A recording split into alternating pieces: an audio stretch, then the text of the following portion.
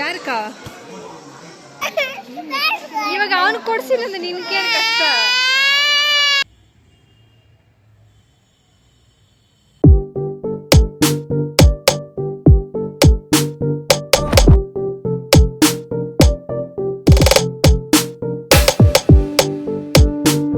Hi friends, welcome back to our YouTube channel. ಇನ್ನು ತಮ್ಮನೇಲಲ್ಲಿ ನೋಡ್ದಂಗೆ ಇವತ್ತು ನಾವು ಮಂತ್ರಾಲಯಕ್ಕೆ ಹೋಗ್ತಾ ಇದ್ದೀರಿ. ಇವಾಗ ಟೈಮ್ ಬಂದು ಒಂದು 6 ಗಂಟೆ ಆಗಿದೆ. 6 ಗಂಟೆಯಿಂದ ರೆಡಿ ಆಗಕ್ಕೆ ಸ್ಟಾರ್ಟ್ ಮಾಡಿದ್ದಕ್ಕೆ ಸುಮಾರು ನಾವು ಮನೆ ಬಿಡೋಷ್ಟರಲ್ಲಿ 7 ಗಂಟೆ ಆಗಿತ್ತು.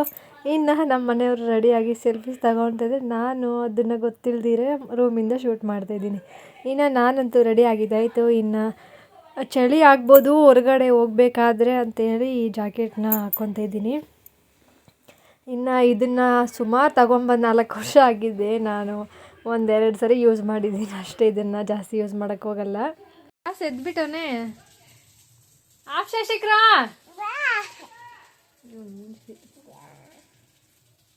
ಬಾಸು ಎದ್ಬಿಟ್ಟಿದ್ಯಲ್ಲ ಬಾಸು. ಬಾ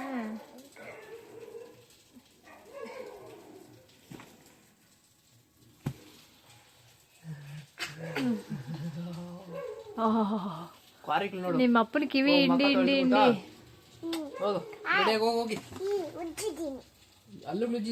ಏನ್ ಬೇಕಾ? ರೆಡಿ ಆಯ್ತಾ? ಆಗಿದ್ದ ಏನು ಅಷ್ಟೇ ತಾನೇ? ಮುಗಿತಾನೆಲ್ಲ? ಏನಾನ ಬೇಕಾ? ಹೊರಗಡೆ ಎಲ್ಲಾದರೂ ಹೋಗಕ್ಕೆ ಮುಂಚೆ ಈ ಥರ ದೇವ್ರ ಮನೆಯಲ್ಲಿ ದೇವ್ರಿಗೆ ಕಡ್ಡಿ ಅಂಟಿಸ್ಬಿಟ್ಟು ಹೋಗ್ತೀರಿ.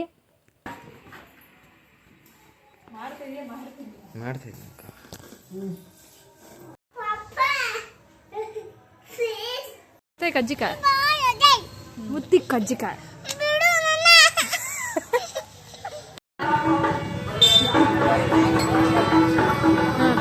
ಬಾಯಜ್ಜಿ ಎಲ್ಲ ನಡಿ. ಇನ್ನು ನಾವು ಬಂದಿದ್ದ ತಕ್ಷಣವೇ ನಮಗೆ ಈ ಥರ ಬಸ್ ಸಿಕ್ಬಿಡ್ತು. ಸ್ವಲ್ಪ ಬೇಗ ಬಸ್ ಫುಲ್ಲು ಖಾಲಿಯಾಗಿತ್ತು. ಇನ್ನು ಸೀಟ್ ಕೂಡ ಸಿಕ್ತು. ಇನ್ನು ನಮ್ಮ ಗುಂಡ ಅಂತೂ 24 hours ಫೋನಲ್ಲೇ ಇರ್ತಾನೆ. ಅದೇನು ಮಾಡ್ತಾನೆ ಏನೋ ಗೊತ್ತಿಲ್ಲ. ಇನ್ನು ನಾನೇನಾದರೂ ವೀಡಿಯೋ ಮಾಡಂತ ಹೇಳಿದ್ರೆ ಆವಾಗ ವೀಡಿಯೋ ಮಾಡ್ತಾನೆ ನನಗೆ ಅಂತ. ಇನ್ನು ನನ್ನ ಮಗನಿಗೆ ಇಲ್ಲೊಂದು ಚಿಕ್ಕ ಪಾಪು ಸಿಗ್ಬಿಟ್ಟಿದೆ ಸೆಂಟ್ರಲ್ಲಿ. ಅವನಂತೂ ಆ ಮಗುನ ಬಿಡ್ತಾ ಇಲ್ಲ.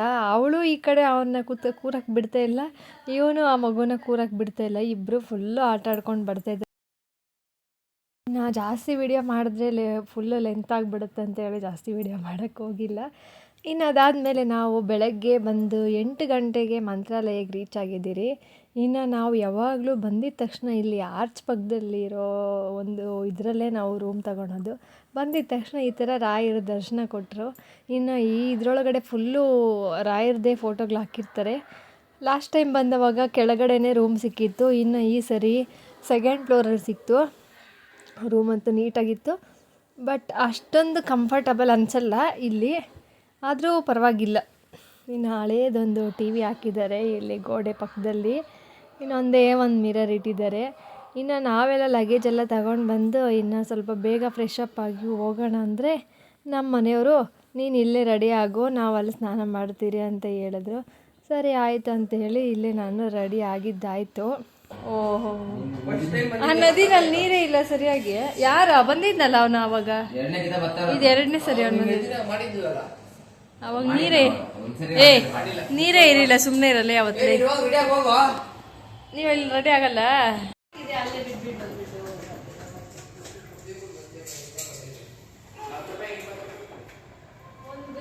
ಚೆನ್ನಾಗೈತೆ, ಸುಮ್ಮನೆ ಇರ್ರಿ. ಅದು ನೀನೇನು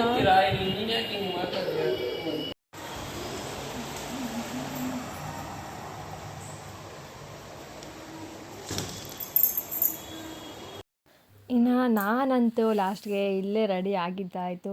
ನನಗೆ ಬೇರೆ ಕಡೆ ಎಲ್ಲ ಸ್ನಾನ ಮಾಡೋದಂದರೆ ಇಷ್ಟ ಆಗಲ್ಲ. ಅದಕ್ಕೆ ನಾನಿಲ್ಲೇ ರೂಮಲ್ಲೇ ಫ್ರೆಶ್ ಅಪ್ ಆಗಿ ರೆಡಿಯಾಗಿ ಇನ್ನೇನು ಇವಾಗ ಹೊರಡಬೇಕು. ಬೆಳಗ್ಗೆಯಿಂದ ಟಿಫನ್ ಕೂಡ ಆಗಿಲ್ಲ. ಇವಾಗ ಸುಮಾರು 9:30 ಆಗಿದೆ ಟೈಮು. ಇನ್ನು ಇಲ್ಲಿವರೆಗೂ ಕಾಫಿ ಕೂಡ ಕುಡ್ದಿಲ್ಲ. ಆಗಲಿ ಬರೀ ಹೊಟ್ಟೆದಲ್ಲಿ ಉಪವಾಸ ಇದ್ದು ದೇವ್ರನ್ನ ನೋಡಬೇಕು ಅನ್ನೋದು ಒಂದು ಆಸೆ. ಇನ್ನು ಅದಕ್ಕೋಸ್ಕರನೇ ಸ್ವಲ್ಪ ಬೇಗ ನದಿ ಹತ್ರ ಹೋಗೋಣ ಅಂತ ಹೇಳಿ ನಮ್ಮ ಮನೆಯವ್ರಿಗೆ ಮತ್ತು ನಮ್ಮ ಗುಂಡನಿಗೆ ಲಗೇಜ್ ಪ್ಯಾಕ್ ಮಾಡ್ಕೊಂಡು ಹೋಗ್ತಾಯಿದ್ದೀರಿ.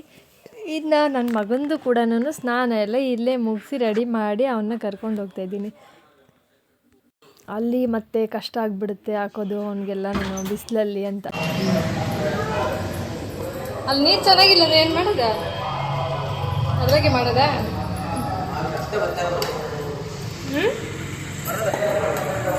ಚೆನ್ನಾಗಿರ್ತೈತೆ.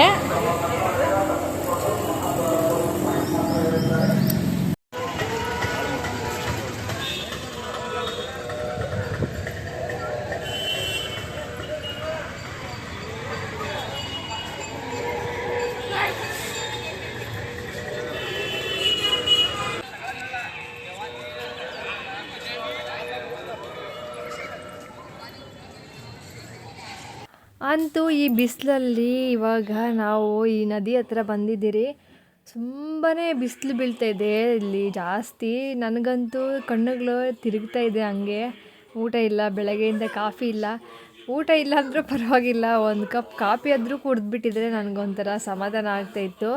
ಇನ್ನು ನೀರಂತೂ ಇಲ್ಲಿ ಈ ಥರ ಹರಿತಾಯಿತ್ತು. ನಾನಿದೇ ಫಸ್ಟ್ ಟೈಮು ಈ ಥರ ನದಿಯಲ್ಲಿ ಬಂದಿರೋದು. ಯಾವಾಗಲೂ ಚಿಕ್ಕವಾಗ ಟೂರ್ ಹೋದವಾಗ ಹೋಗಿರೋದು. ಅಲ್ಲಿ ಜಾರಿದ್ರೆ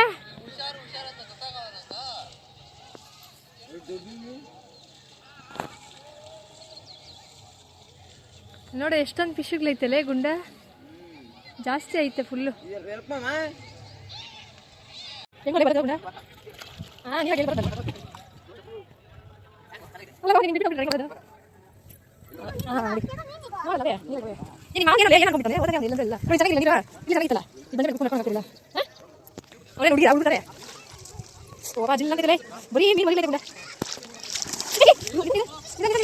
ಎಷ್ಟೊಂದು ಮರಳೈತಲ್ಲ ಇಲ್ಲೆಲ್ಲ.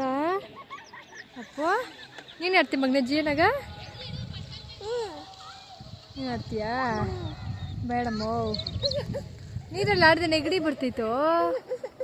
ಪಪ್ಪರು ಜೀ ಇಟ್ಕೊಂತ. ಎಸ್, ಕೂದ್ರೆ ಬರ್ತೈತಿರು. ನೋಡಿ ಇಲ್ಲಿ, ಇಲ್ಲಿ ನೋಡಿ, ಇಲ್ಲಿ ಆಯ್ ಮಾಡು. ಆಯ್ ಫ್ರೆಂಡ್ಸ್, ಇಲ್ಲಿ ಆಯ್ ಮಾಡೋದು, ಇಲ್ಲಿ ನೋಡು. ಇವಾಗ ನಾವು ಎಲ್ಲಿಗೆ ಬಂದು ಮೀನು ಇಲ್ಲಿತ್ತು ಅದ್ರಾಗ. ಅವ ನೀನು ಜಂಪ್ ಮಾಡ್ತಿದ್ದ. ನೀನು ದೊಡ್ಡನಾದವಾಗ ನಿನ್ನ ಕುಳ್ಸೋದು ನೀರಲ್ಲಿ. ಅಪ್ಪ ಏನಂತ ಹೇಳ್ತೀಯ ಅಜ್ಜಿಗ?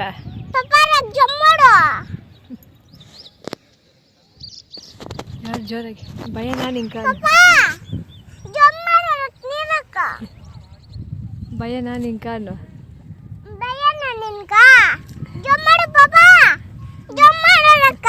ನೀನು ಮಾಡ್ತೇ, ನಾನು ಮಾಡಲ್ಲ. ನೀನು ಮಾಡ್ತೇ, ನಾನು ಮಾಡಲ್ಲ. ಅಪ್ಪ ನೋಡ, 10 ಜನ ಮಕ್ಕಳನ್ನ ಸಾಕ್ಬೋದು, ನೀನೊಬ್ಬನೇ ಹಿಡಿಯೋಕ್ಕಾಗಲ್ಲ ಮಗನೇ ನನ್ನ ಕೈಯಲ್ಲಿ. ಹಾಂ, ಏನಂತೀಯ ನೋಡ ಈ ಗಲೀಜಲ್ಲಿ. ಅಯ್ಯಯ್ಯ, ಜಾರ್ ಬಿಡು, ಮೂತಿ ಹೊಡೆದೋತೈತೆ.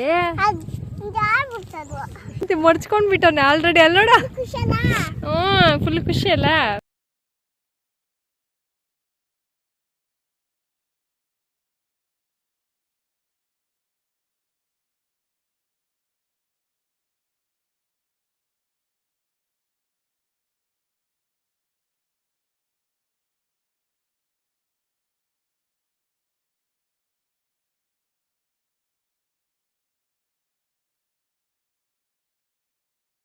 ಜನ ಕಮ್ಮಿ ಇರೋದ್ರಿಂದ ಇವತ್ತು ಕಟ್ಕಟಾಗಲೆಲ್ಲ ಸ್ವಲ್ಪ ಓಪನ್ ಮಾಡಿ ಇಟ್ಟಿದ್ದಾರೆ. ಇಲ್ಲ ಅಂದರೆ ಫುಲ್ಲು ಸುತ್ತ ಹಾಕ್ಕೊಂಡು ಬರಬೇಕಾಗ್ತೈತೆ ಅಲ್ಲೆಲ್ಲನೂ. ಇನ್ನು ಬಂದಿದ್ದ ತಕ್ಷಣ ಒಂದು ಒಳಗಡೆ ಸುಮಾರು ಒಂದು 15 ನಿಮಿಷದೊಳಗಡೆ ದರ್ಶನ ಆಗೋಯ್ತು ನಮಗೆ. ನನಗಂತೂ ಇಲ್ಲಿ ಬಂದಿದ್ದ ತಕ್ಷಣ ಯಾವಾಗ ದೇವ್ರನ್ನ ನೋಡ್ತಿರೋ ಅಂತ ಅನ್ನಿಸ್ತಾ ಇರುತ್ತೆ ಸಡನ್ನಾಗಿ.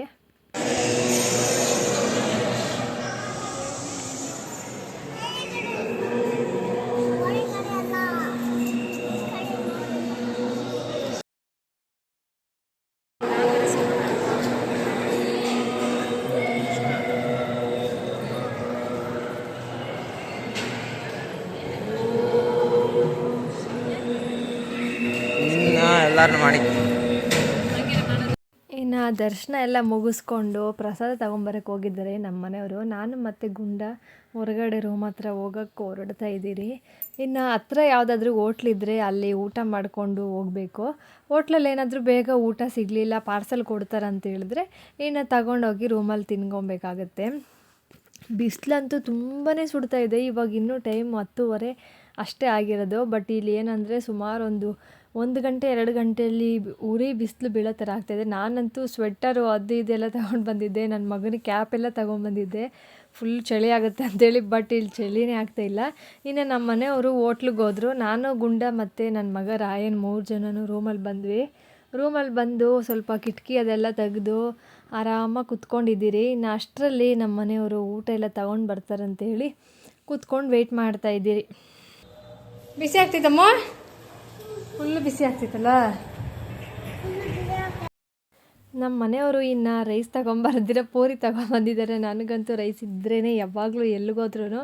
ಇನ್ನು ಊಟ ಎಲ್ಲ ಮುಗಿಸ್ಕೊಂಡು ಮಧ್ಯಾಹ್ನ ನಿದ್ದೆ ಮಾಡಿ ಒಂದು ರೌಂಡು ಮತ್ತೆ ಎದ್ದು ನಾವು ರೆಡಿಯಾಗಿ ಮತ್ತೆ ಇನ್ನೊಂದು ಸರಿ ದೇವಸ್ಥಾನಕ್ಕೆ ಹೋಗೋಣ ಅಂತೇಳಿ ಹೊರಗಡೆ ಬಂದಿದ್ದೀರಿ. ಇವಾಗ ಟೈಮ್ ಎಷ್ಟು ಗೊತ್ತಾ? ಎಕ್ಸಾಕ್ಟಾಗಿ 4:15 ಆಗಿದೆ. ಬಟ್ ಇಲ್ಲಿ ಏನಂದರೆ ಇನ್ನೂ ಒಂದು 2 ಗಂಟೆ ಆ ಥರ ಅನ್ನಿಸ್ತಾ ಇದೆ. ಅಷ್ಟು ಬಿಸಿಲು, ಅಷ್ಟೊಂದು ಸೆಕೆ ಆಗ್ತಾಯಿದೆ ಇಲ್ಲಿ ಏನಂದರೆ ಅದೇ ಒಂಥರ ನಮ್ಮ ಕಡೆ ಆದರೆ ಫುಲ್ಲು ಚಳಿ ಇರುತ್ತೆ, ಮಂಜು ಆ ಥರ. ಈ ಕಡೆ ಆ ಥರ ಎಲ್ಲ ಏನಿಲ್ಲ. ಬೆಳಗ್ಗೆ ಬರಬೇಕಾದ್ರೆ ಸ್ವಲ್ಪ ಲೈಟಾಗಿ ಚಳಿ ಆಯ್ತು ಅಷ್ಟೇ. ಇನ್ನು ನೋಡಿ ಇನ್ನೂ ಎಷ್ಟೊಂದು ಬಿಸಿಲು ಬೀಳ್ತಾಯಿದೆ ಅಂದರೆ ಇಲ್ಲಿ ಅಜ್ಜಿ ಕೂಡ ಇಡೋಕ್ಕಾಗ್ತಿಲ್ಲ, ಅಷ್ಟು ಬಿಸಿ ಆಗ್ತಾಯಿದೆ.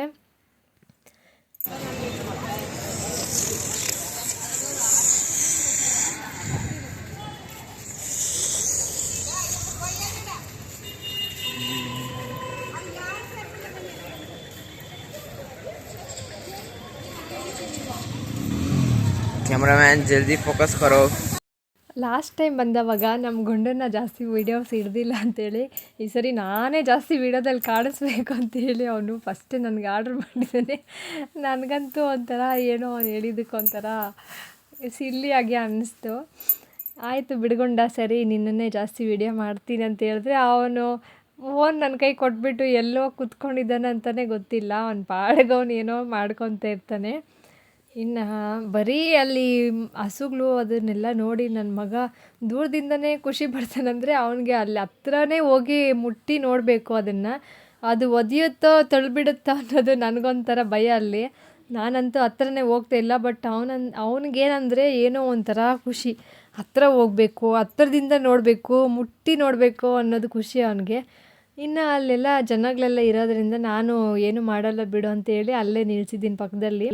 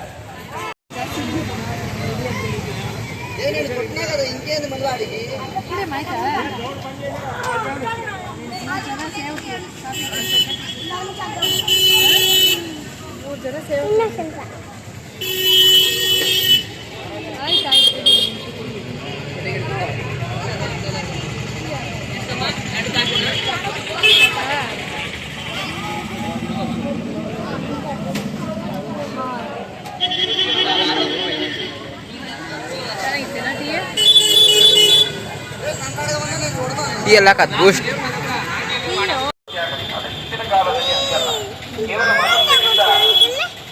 ಏನು ಬೇಕಾ? ಓಯ್ ಬೊಂಬೆ ಇಸ್ಕೊಂಡು ತಾಯಿ ಎಷ್ಟಲ್ಲಿ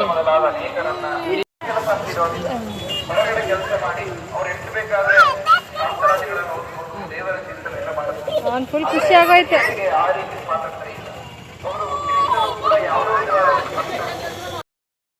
ಇನ್ನು ನನ್ನ ಮಗ ಹಠ ಮಾಡಿ ಒಂದು ವಾಲಿಬಾಲ್ನ ತೆಗೆಸ್ಕೊಂಡ್ಬಿಟ್ನ. ಅದೆಲ್ಲ ಆದಮೇಲೆ ರೂಮಿಗೆ ಬಂದು ಇನ್ನು ನಾವು ಟ್ರೈನ್ಗೆ ಹೋಗೋಣ ಅಂತೇಳಿ ಡಿಸೈಡ್ ಮಾಡ್ಕೊಂಡ್ರಿ. ಇನ್ನು ನೆಕ್ಸ್ಟು ನಮ್ಮ ಗುಂಡನಿಗೆ ಬೆಳಗ್ಗೆ ಕಾಲೇಜ್ ಇರೋದ್ರಿಂದ ಅವನು ಹೊರಡಲೇಬೇಕು ಅಂತೇಳಿದ್ದಕ್ಕೆ ರೆಡಿಯಾಗಿ ಕೂತ್ಕೊಂಡಿದ್ದೀವಿ. ಇನ್ನು ಟ್ರೈನ್ಗೆ ಇವಾಗ ಹೋಗಿ ಬೆಳಗ್ಗೆ ಅಷ್ಟರಲ್ಲಿ ರೀಚ್ ಆಗ್ಬೋದು. ನಮ್ಮ ಮನೆಯವ್ರು ಏನೋ ಬೈದ್ಬಿಟ್ಟಿದ್ದಾರೆ ಅಂತೇಳಿ ನನ್ನ ಮಗ ಇಷ್ಟಪ್ಪ ಮುಖ ಇಕ್ಕೊಂಡು ಕುತ್ಕೊಂಡಿದ್ದಾನಿಲ್ಲಿ.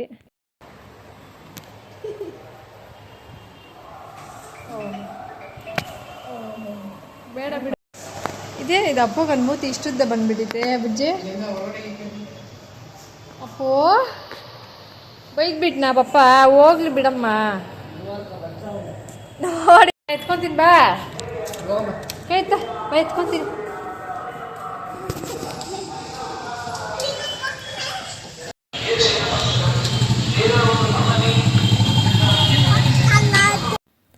ಇನ್ನು ಈ ಹುಡುಗ ಬಂದು ನಮ್ಮ ಹತ್ರ ಇಲ್ಲಿ ಕಾಸು ಕೇಳ್ದ. ಫಸ್ಟಲ್ಲಿ ಟ್ರೈನ್ಗೆ ಲೇಟ್ ಆಗುತ್ತಂತೇಳಿ ಕೊಟ್ಟಿಲ್ಲ, ಗದ್ರಬಿಟ್ಟು ಕಳಿಸ್ಬಿಟ್ಟೆ. ನನಗೆ ಒಂಥರ ಬೇಜಾರಾಯಿತು.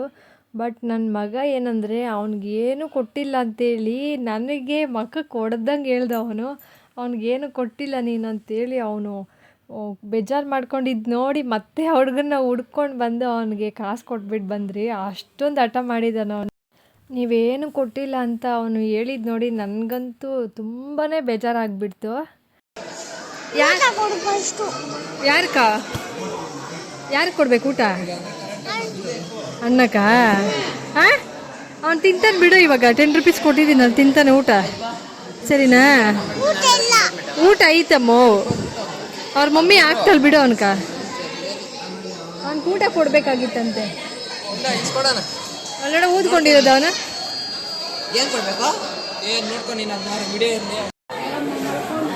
ಏನು ಕೊಡ್ಬೇಕಾಗಿತ್ತು ಅವನ್ಕ? ಅವ್ರ ಮನೇಲಿ ತಿಂತಾನೆ ಬಿಡೋನ.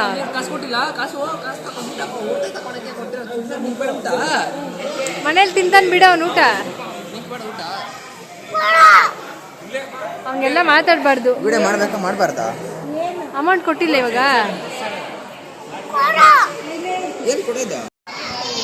ಇನ್ನೇನು ಕೊಡ್ಸ್ಬೇಕಾ? ಇವಾಗ ಅವನು ಕೊಡ್ಸಿಲ್ಲ ಅಂದ್ರೆ ನಿನ್ಗೇನು ಕಷ್ಟ? ಸರಿ ಸುಮ್ಮನೆ ಸರಿ ಬಿಸ್ಕೆಟ್ ಕೊಡ್ಸೋಣ. ಅವ್ನು ಅಳ್ತಾ ಇರೋದು ನೋಡು, ಅವ್ನು ಕೊಡಿಸಿಲ್ಲ ಅಂತ. ಅವನಿಗೆ ಯಾಕೆ ಆ ಥರ ಅನ್ನಿಸ್ತೋ ನನಗಂತೂ ಗೊತ್ತಿಲ್ಲ. ಬಟ್ ಅವ್ನಿಗೇನು ಕೊಟ್ಟಿಲ್ಲ ಅಂತೇಳಿ ಅಂತೂ ಫುಲ್ಲು ಹತ್ಕೊಂಡು ಅವನು ಕೂಡ ಏನು ತಿಂದಿರ ಹಠ ಮಾಡ್ತಾಯಿದ್ದಾನೆ. ಸರಿ ಹೋಗ್ಲಿ, ಒಂದು ಬಿಸ್ಕೆಟ್ ಪ್ಯಾಕೆಟ್ ಆದರೂ ಕೊಡಿಸ್ಬಿಟ್ಟು ಬಂದುಬಿಡು ಹೋಗು ಅಂತೇಳಿ ಮತ್ತೆ ನಮ್ಮ ಗಂಡನ ಕೈಯಲ್ಲಿ ಇವನ್ನ ಕೊಟ್ಟು ಕಳಿಸ್ದೆ. ಬಟ್ ಅವನಾದರೂ ಮರ್ತಿಲ್ಲ. ಊಟ ಕೂಡ ಮಾಡ್ದಿರ ಈ ಥರ ಊಟದ ಮುಂದೆ ಕೂತ್ಕೊಂಡು ಹಠ ಮಾಡ್ತಾನೆ. ಇನ್ನು ಅದಾದಮೇಲೆ ಅವರ ಅಪ್ಪ ಕರ್ಕೊಂಡು ಆಮೇಲೆ ಕೂತ್ಕೊಂಡು ತಿನ್ನಿಸೋದನ್ನು ಅವ್ನು ತಿಂದಿದ್ದಾನೆ.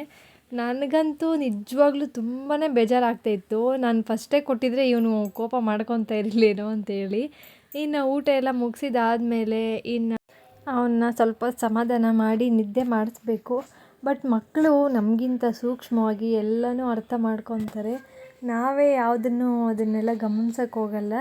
ಇನ್ನು ನಾನು ನೈಟೆಲ್ಲ ಜರ್ನಿ ಮಾಡಿ ನಿದ್ದೆ ಮಾಡಿ ಎದ್ದೇಳಷ್ಟರಲ್ಲಿ ಬೆಳಗ್ಗೆ ಸೂರ್ಯನೇ ಹುಟ್ಬಿಟ್ಟಿತ್ತು.